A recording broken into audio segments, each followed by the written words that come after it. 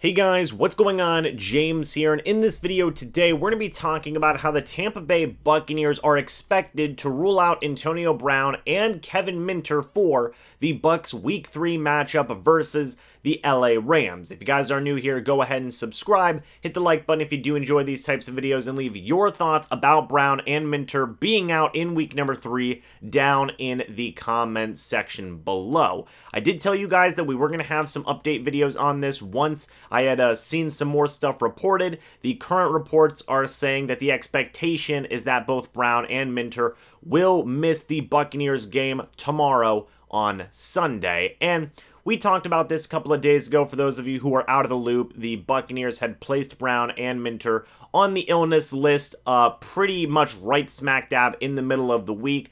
A lot of people panicked. A lot of people thought like, oh man, this isn't good. They might miss this game. There was still a possibility that both of these guys were going to be able to play in week number 3, but unfortunately now that seems like that is not going to be the case. And we talked about it again earlier this week. Huge losses, right, for both the offensive side of the football and special teams play as well. Kevin Minter, he's a special teams captain, really good in terms of kickoff and punt coverages.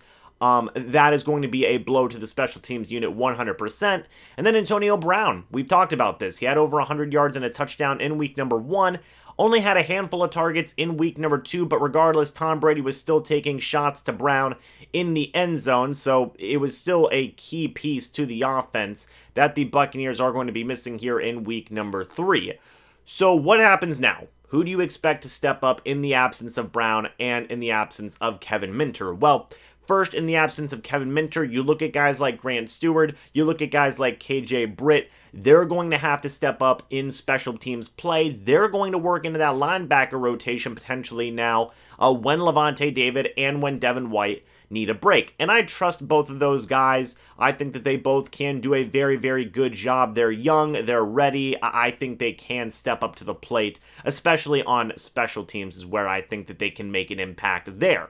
On the offensive side of the football, you look at Tyler Johnson, you look at Scotty Miller. I've seen a lot of people commenting, oh man, it's Miller time, let's freaking go. But I want to go back to week number 2 real quick because Antonio Brown, he only played 44% of offensive snaps during that game, which is kind of weird. You know, for some reason, they just weren't using Antonio Brown a lot in that game.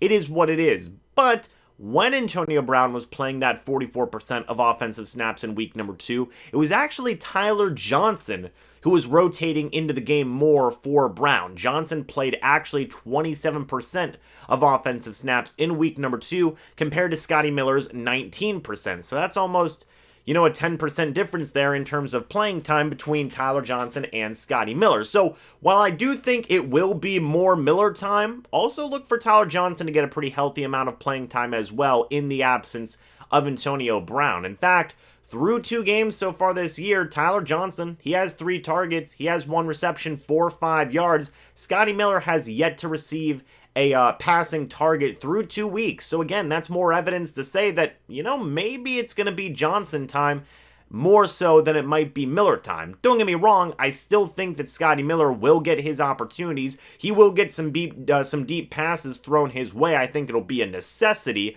considering the Buccaneers are playing the Los Angeles Rams, but also expect Tyler Johnson to get some work in his own right. Maybe some more intermediate short passes than what maybe Scotty Miller might get. I don't know. I'm just looking at the stats and giving you guys a potential scenario here for what may happen based on some of these statistics and some of the snap counts here in recent weeks. So let's just pay attention to that.